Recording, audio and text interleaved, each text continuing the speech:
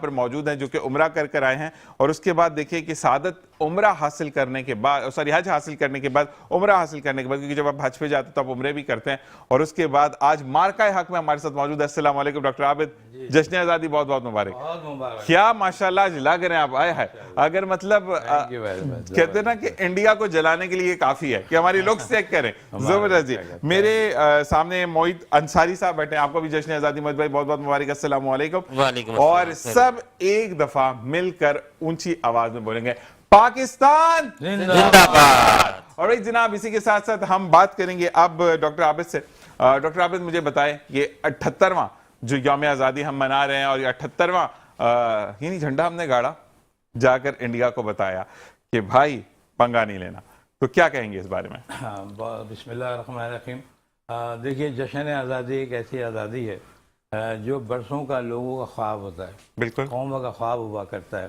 یہ ہمارا رب العزت سے بہت زیادہ شکر گزاری ہے کہ یہ ملک آج ہمارا 78واں سال گزار رہا ہے، ایسے ہی اور خوش سلوبی سے گزار رہا ہے۔ یہ جو آپ نے مارکہ حق کی بات کی، یہ کوئی پہلا موقع نہیں تھا کہ جو ہم نے ان کو ناشکن جواب دیا تھا۔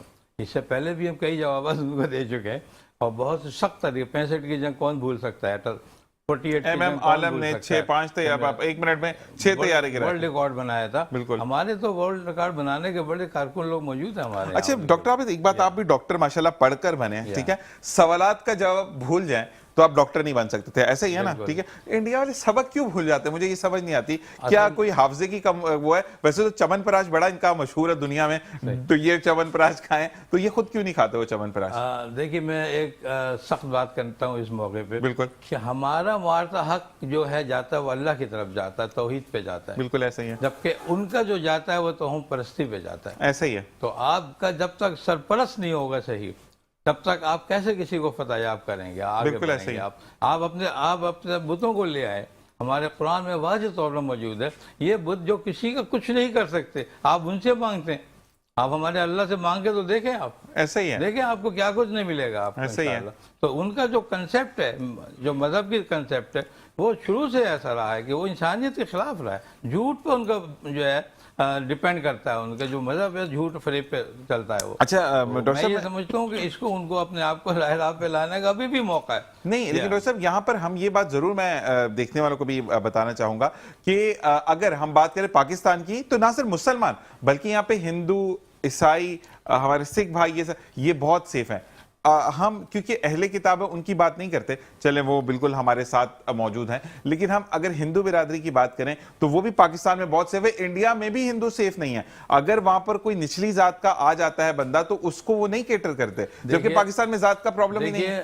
وہ بات جو اللہ تعالیٰ نے قرآن میں فرمایا ہے کہ رنگ نسل کا کوئی قید نہیں ہے، یہی چیز ہمارے قائد اعظم نے پہلی تقریر میں کہا تھا۔ بالکل، کہ جب آپ نے پہلی تقریر کی تھی ہمارے گورنر جنرل تھے اس وقت قائد اعظم، انہوں نے کہا تھا کہ ہمارے اس قوم میں کوئی رنگ، کوئی ذات کا قید نہیں ہے، کوئی زبان کی قید نہیں ہے۔ ہر شخص جو یہاں ملک میں موجود ہے، وہ خواہ وہ اقلیتی کا کیوں نہ ہو، وہ سب آپس کے لیے بھائی بھائی ہیں۔